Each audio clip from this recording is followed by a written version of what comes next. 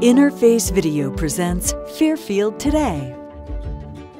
Brought to you by Fairfield Federal Savings and Loan, Fairfield Medical Center, Fairhope Hospice and Palliative Care, the Fairfield County Board of Developmental Disabilities, Dagger Law, and the Frank E. Smith Funeral Home.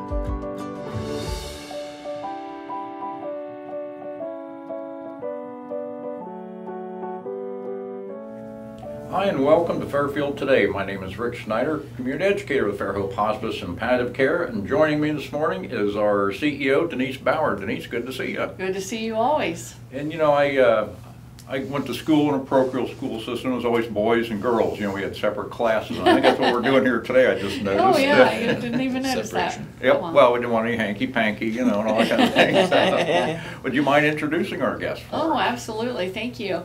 Well, to my right, I have Patsy McCormick, and she is a nursing assistant, state tested nursing assistant with Fairhope, and also helps us with complementary therapies, which we're going to talk about, right? Yes. And then I have Rowley, and he is our Director of Human Resources. So thank you, Denise. It's great to have you as well. Sure, good. Glad to have everybody here. And, you know, you're talking about complementary therapies, and I always thought it was something like, boy, your hair looks nice. Thank you. I like your hair. Well, thank you. You know, that makes you feel better. But complementary therapies actually are something that enhance our care. Yes. And so the STNAs are really the core of our business as a patient contact volunteer, which I do, and that's how I got into this operation. When I would be there and the person who was on service would talk to a spouse and say, oh, the aid's coming over tomorrow. Oh boy, you know, what time? You know, they get all excited when the aid was coming over, not as much for the nurse or the chaplain or the social worker. They aren't watching, I hope. But, you know, the fact is the STNAs, the aides, do so much hands-on care, and you get to know the patient, the person on service, so well. Yeah. And well, you know, one of the things, you know, I'm always looking at statistics and things, and a real interesting statistic that I just received, which we'll be sharing with our staff, but we were looking at the amount of visits our staff make. And actually, if we take, and our staff are visiting every week, you know, we've got, sometimes the nurses are going 2 or 3 times a week, but if we take the nurses, the aides, the social workers, and chaplains, you know, just that group, and we compare that to the nurse aid visits, are more than all of those put together. So, I mean, we actually have numbers that show how engaged our nursing assistants are with our patients. I mean, some of them see patients every day. I mean, you know, we're there every day. And so that is really amazing when you look at the numbers that, you know, we always knew that the nursing assistants were very engaged, but now we have statistics to prove it. I'll have to share this with Patsy. She'll love that. Yes. So. Well, that's the thing. We are, you know, with the Medicare, they do need numbers, and so we have to keep numbers, and that there's no doubt about that. Right. And Patsy, did you start out? You work at the Pickering House. I do. I work at the Pickering House. Did you start out in visiting the patients where they lived, or have you always been at the Pickering House? Or? At one time I was visiting, and I was the home side. That was before Pickering House was built. I remember that, years ago. Years ago, yes. And so that's where I started. Wow, that's been a while. The Pickering House was opened in 2007. Yes. So, but yeah, and we've grown since then, so we have many more STNAs. And Ron, I guess, are you always looking for them? Oh yeah, I mean we are, especially in the senior care side and on the home care side. Not necessarily do we have openings as frequently in the Pickering House. I think that population enjoys that role, and they seem to stay in that role. But we do have openings that come open, you know, occasionally for the home care side, and adding staff potentially for senior care as that program continues to grow also. And you know, Patsy, you've been here for what, now over 13, 14 years. You know, you began so long ago, and so many of our staff in general have been here for a long time. Patsy, this seems to be your home, if I can use that expression. Yes, I think you could accurately say that. I absolutely feel like I came home when Pickering House, when I started working here. As far as my purpose, and it was more than I could have expected. It's not the same as home side. It's very, very special. And I think one of the the good and the bad is sometimes you get to know people very well because they might come back every so many months over long term, and many people you only know for maybe even one visit into their room. Yeah. So does that affect you, I guess, emotionally, how you get to know people very intimately? Yes. You know, bathing and taking care of them. I really love the experience of the different variations of patient care. Mm-hmm.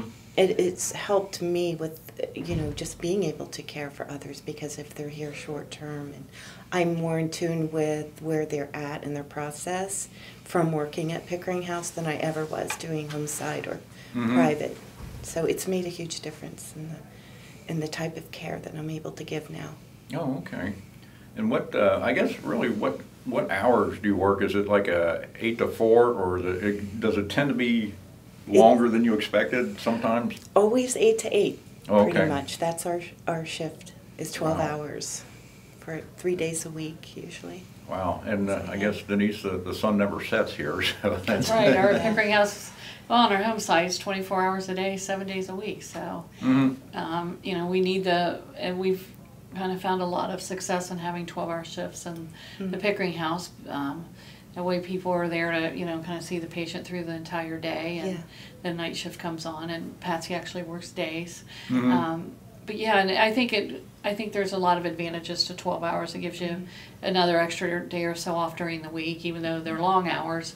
And, you know, I think that kind of helps with burnout sometimes. It gives people a little more time to rest and relax and, you know, have that time that they need for their families and things. So it's worked out well. Oh, absolutely. It is amazing. You know, for 12 hours, you think you could get pretty tired after that, but the 4 days off, you know, and my wife worked that shift for quite a while, and it really turned out better for the home side, for the family, as well as the staff member, you know. Yeah. So Patsy, you kind of put your heart into this, and you sort of developed a massage, I guess, you know, a way to comfort the people on service when they are in pain. And many times pain is, you know, the physical pain is a manifestation of spiritual or emotional pain. Yes. And you just give a 5-minute back massage, if I understand it? Yeah, I could It's a do little that. more than that. Yeah. Yeah. Yeah. Well, I'm just so excited about the opportunity here at Pickering House for these complementary therapies. And it's because of Denise, you've allowed us to expand and grow in that way. And we have. The best way I can describe it is we're allotted the time to do this, to explore new ways to be alternative in our care. And we're allotted the supplies that we need here. So that's huge, like our you know, oils that we use, the lotions, and other things that we may need.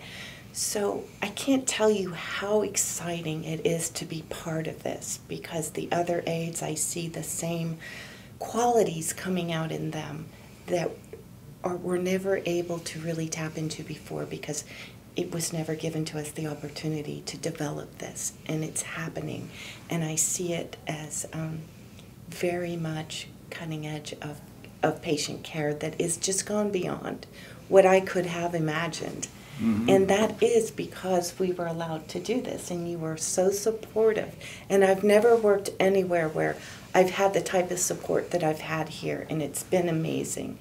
And I feel so comfortable, so at home, so supported, and it translates to the patient care. I never feel rushed, and it's always what's best for the patient, and that really comes through. And for me, that is just, I feel at home. I think there's a part of me that has always been very, very sensitive, and it took me years to figure out what that was about. And so I when I'm with crowds, you know, I notice that I have to have that time to unwind. So those days that we have off, I do that when I'm home. But when I'm here, that sensitivity works with the patient one-on-one, because I'm able to feel so much more the energy in the room, the patient, where they're at. It's so special and intimate and beautiful. And that's the best way I can describe it. It's difficult to put into words, but I'm really, really happy that can happen here, and I see it with the other aides and how they're learning to do this, and that they're doing it also at the home side. So it's not just at Pickering House anymore. Well, I kind of heard why we don't have much of a turnaround with the aides, in that, you know, Denise, she had brought up the point there of giving them the freedom to do what they think is necessary. Yeah.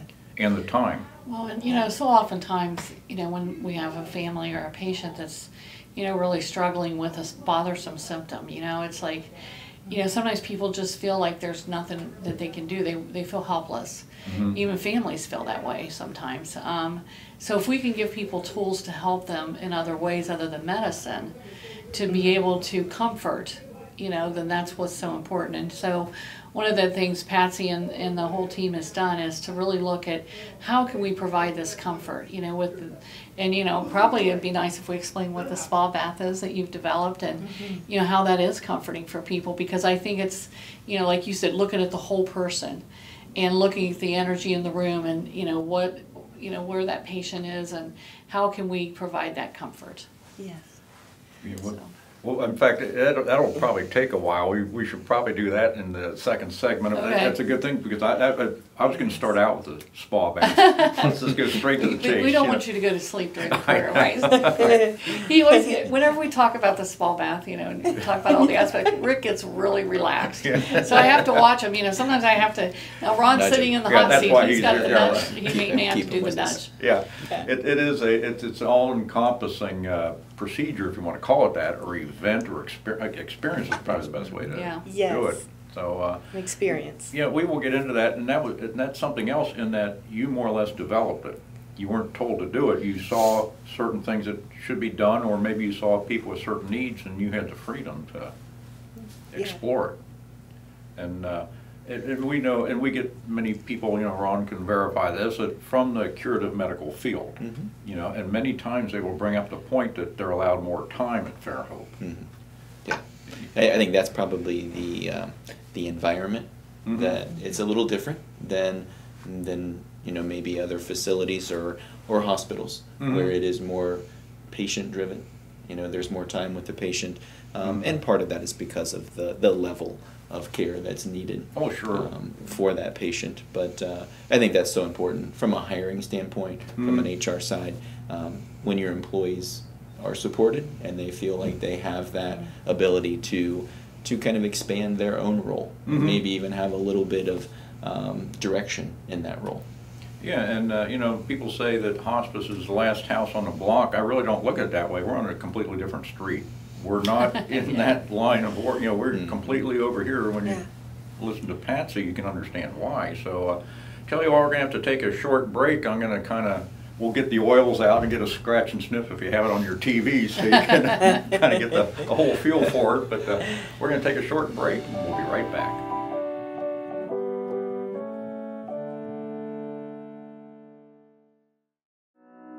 The Frankie Smith Funeral Home and Crematory in Lancaster and the Johnson Smith Funeral Home in Baltimore have a long and wonderful history of serving our community.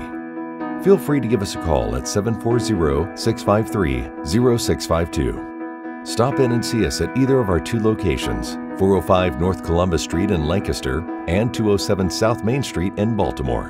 Respect for tradition, regard for change.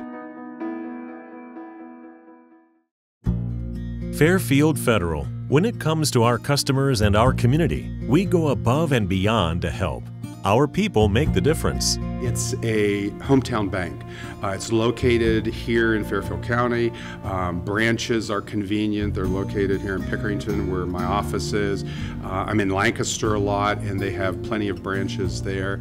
And I much prefer dealing with the hometown banks rather than the larger nationwide chain banks. So far, everybody's been so personable, and for us to bank with the local bank, and we bank in Lancaster, it's been so wonderful because we'll call somebody, Steve will call somebody, and they'll get back to us right away, or they'll say, okay, we're going to make a decision in the basement tomorrow, and they'll get back to us, rather than calling a bigger bank where we had to wait and we didn't always get the same person the next time we called for a investment banking opportunity, or getting something appraised, any of those kind of things. Everybody is very customer friendly. A lot of times I'll bring my dog Bear with me, and the staff love him here, and of course he loves them and the treats that he gets. So it's just a nice kind of a family type environment. Personal or business banking, whatever you need, we take it seriously because we know you do. Stop by today at any of our 3 locations and see why the difference is clear. Fairfield Federal Savings and Loan specializes in banking that revolves around you. Member FDIC, Equal Housing Lender.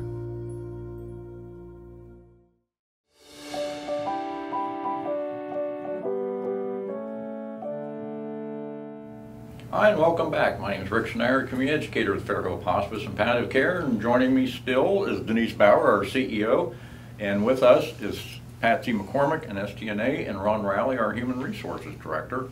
And on the first half, we have been talking about basic work that Patsy does, and we're going to get into a little more narrow area. She has what's called a spa bath. Is that the correct term, I guess? That's what we've named it. Yeah, yes. I could say we should copyright that. And, Fairhope bath, yeah. But what Patsy has done is being a aide in the nursing home, excuse me, the Pickering house. There's a big difference in the Pickering house.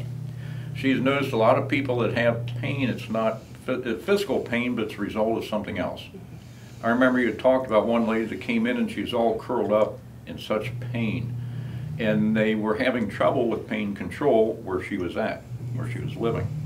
And you noticed right away, you felt that it was a spiritual pain. She was afraid. Yes. And you went right to work. So basically, I guess, what is the spa bath, if you want to call it? The spa bath developed here, and the patients really helped me a lot with it. I was fortunate enough to have an energy healing background. I was taught a lot of different techniques, like Reiki, therapeutic touch, just a lot of different subtle body energy clearing. So I had that background.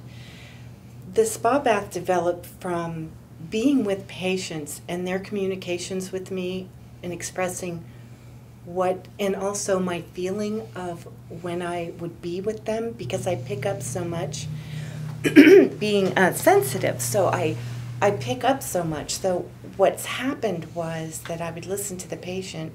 There was one in particular who helped me. They had a diffuser in their room, and they had essential oils, and so they were into alternative therapies. And I said, oh, I love this, kind of stuff, and I was trained in it a little bit. Well, they gave me the green light. She said, do whatever you want. Just, I would love for you to be able to just help me to feel better. And her husband was a little bit frustrated. They were such a nice couple, but he was exhausted, so he said, yes, if you could help her. So I just kind of intuitively, it didn't really come from thought or so much. I mean, I have the background and I knew these things. It more or less came from a place where it just started to flow through me. I felt so connected with this woman, and I just started bathing her, and I started with her hair, and then I kind of used my hands to massage her, and it was all about comfort. And I would even at times feel like if there were tightness, and I would just sort of let that flow, and I would ground the patient energetically, so that I knew that the energy for me, that what I was taught, all pain is stuck energy. I'm sorry. Oh. So knowing that, I think in terms of flow. So when I go into a room, I am grounded and I'm open, and there's this automatic wanting to help that just is there. And so that helps me to be able to intuitively be with the patient and be very present, where I'm not really thinking, I'm just allowing myself to do. So because I've had enough practice, doing, the baths and everything. So it is difficult for me to describe, but what's happening is that with this intention of this flow and being in tune with the patient and where they're at, I'm able to, with a touch, a sound, a smell, at times help them to release. So it's, and there's music that I use a lot, so there's vibration, there's sound, anything that I can that I feel that would be helpful, I'll bring to the table. I completely agree with you. You know, for one thing, you know, Ron, I know when you're interviewing people, sometimes you get a feel that this is a good candidate. Sometimes they're not. Right. Whatever it is, you don't see it, but whatever it's that thing. And also, I hate to say it, bacon. You know, there's certain aromas that just spark memories. I don't think she uses bacon, Rick, but that's okay. I think it's more like lavender and oh, okay, French fries are out, yeah, right? Okay. But you know, there are those senses. You're using everything. You're right. We do appeal a lot to the senses because it is an experience. So those things are really important, I feel. Even the sound, if there's loud noises, and so we try to keep it very calm and quiet and low lighting, and appealing to the senses is the doorway in. And once the patient is relaxed and flowing, there's nothing better than seeing literally their face relax, their muscles, and when they tell you, that feels so good. There's no better feeling. So you just want to keep going. And they probably haven't said that felt so good in a long time by the time they're on service. The woman that I was explaining to you that helped me with that, after I was finished, she had tears in her eyes and she said, I have not felt this loved in so long. And I had goosebumps. I said, really? She said, you need to do this for people more often. That was so good. And so they really encouraged me and guided me to help me to develop this. And I wasn't thinking it. They kind of helped me to well, there's a lesson there, you know, the compliment she gave you, which she was really just speaking from her heart, that has helped so many people. Because that allowed you to continue and improve it, you know. Yes. And it really has made a mark, a good mark. Oh. You know, Denise, when we go to different events, you and I, and we hear all sorts of compliments. And I don't know how many times, you know, that one lady you have working there, is it Patsy? Yeah. You know, you're becoming Cher, you know, just a one-word name, you know, a one-name word, you know, Patsy. Yeah, I know who she is. And I can't tell you how, it is my honor. It really is. And it's just so wonderful to be a part of. When I go into a room, I'm not necessarily thinking of the outcome as much as I am that connection.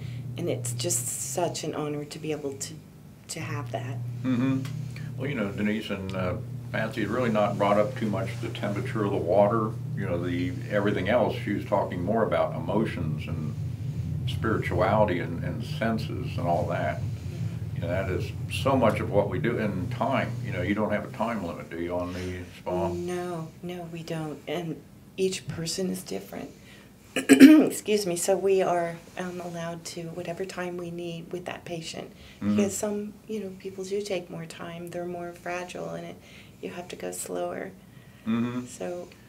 Is the family, do they stay or do they leave, or? That's excellent, because that's been another part of this that's kind of organically developed itself. There are family members who like to stay, and they even will help, and I see how that helps both the family and the patient. And it's been really interesting to see that and to be a part of that. They're able to connect with them, I believe, in a way that they weren't before. And they're grateful afterwards. They'll say, I had no idea how much, you know, that would be helpful. And I've had family members who have said, that helped me with my process, with losing or saying goodbye. You know, one of the reasons we bring Ron in, and it'll help Ron when you're interviewing and talking to new people. You know, when you hear what Patsy does, you know, we really do have a higher bar as far as, you know, what we're looking for. And it's a different employment candidate that you're looking for. You know, it's not punching a number, and it's not getting the check marks checked off the list. It is a different process. Yeah, and like what I said earlier, we're not the last house on the block. We're just on a whole new neighborhood. And I feel so much like it is about quality of life. But the quality is there when they come. You know, Denise and I know when we were talking about even building this facility, we knew years ago we are different. And you were kind of pushing to get this done for this purpose. You know. Right. Well, you know, we really feel strongly that people, you know, need this specialized care at the end of their life, or when they're facing, you know, serious illnesses, and you know, to be able to take care of the whole person and the whole family. And you know, I've worked intensive care units over the years, and you know, had that rush feeling where, you know, and there's a purpose for that. We need that. We need to save lives and, you know, do those things. But there's also a place and time where we just need to kind of relax and, you know, just really do everything we can to help people be comfortable. And so that's, you know, we're very blessed to have the support of our community to help us as we provide this type of care, to help us, you know, when we built the building. Like you said, we're trying to extend it outside these walls, and do more of this type of care in patients' homes and facilities where we provide care. We've also, you know, tried to train other nursing assistants in the community on how to provide this type of care. I know that Patsy's been involved with that, as well as Beth, our education manager. So, you know, we want, it's not like a secret that we hold, even though it is kind of like our little special thing that we do, but we want everyone to have this type of care.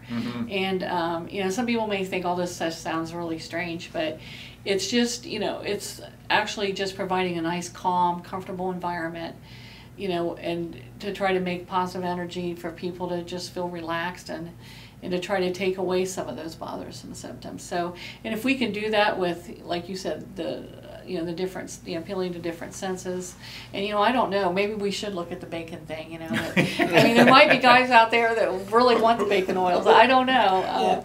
But you know, but there is, you know, information that really, there are studies that show that certain oils will, you know, certain scents will help with various types of symptoms, like, and you can probably help me with this, but nausea and vomiting, sometimes the lavender helps. And she's taught me that, you know, using peppermint oil with breathing problems. And many of you, if you've used mentholyptus or things like that, you know, cough drops, I mean, that's part of that. So it's, you know, providing whatever it is, you know, that's ailing that person, how else can we help them? So, and we don't want people to feel rushed, because, you know, it kind of takes away from the experience. So we're very blessed that we have the time to spend, and I think that's important. For any entrepreneurs out there, you know, talking about the aromas, I was at the candle store last year for Christmas, and they had cut grass as an aroma. There you go, see? Holy mackerel, it just smelled like springtime after you cut the grass. You could almost hear the birds stratton. You start sneezing. Yeah. But you know, really, that, I mean, when you think about it, it's a nice diversion for people too. It is. Like, you know, we use music therapy for different diversion to take people maybe where they want to go, or to be able to express certain feelings. And, you know, certainly the aromatherapy is pretty important for that too. Maybe cut grass is exactly what that person needs on a beautiful sunny day with the sun shining in the room, right? Download a lawnmower and there you are, virtual. Well, but I think it goes back to meeting that patient where they are. Right. You know, and that whole idea of not just, you know, putting them through a process, but we're actually meeting them where they are and going on them with that journey. It's the one thing about Fairhope is it's not what anybody expected. It's 100 times better. And I was at a health fair just recently talking to a person who uses one of the transfer ambulances to bring people back and forth to different facilities. He said of all the places he goes, the Pickering House is by far the best, for the simple reason everybody's been in a good mood. Whenever he's there, everybody helps. He says, I'm in other places where they're just standing there and have to pick up their own, whatever. We all help no matter where. It is the whole atmosphere, what Fairhope is. Well, and I think culture is really important in anywhere that you spend time, whether it be your home or your work. You know, so we've worked really hard to develop, you know, a nice, caring, compassionate culture, because how can we translate that to our patients and families if we don't feel it ourselves? So, you know, and there's challenges every day, but, you know, we really, I think, strive for that. I hate to say it, Ron's going to be looking for a raise now. He's a big part of it, that's right. Yeah, I'm doing pretty good here. Well, tell you what, we're going to have to wrap this up. It's been a very good show. Denise Bowers, CEO, thank you for being with us. Patsy McCormick, STNA, Ron Rowley, our Human Resources Director. And I'd like to wish everybody a good week, a good month, and remember, celebrate life.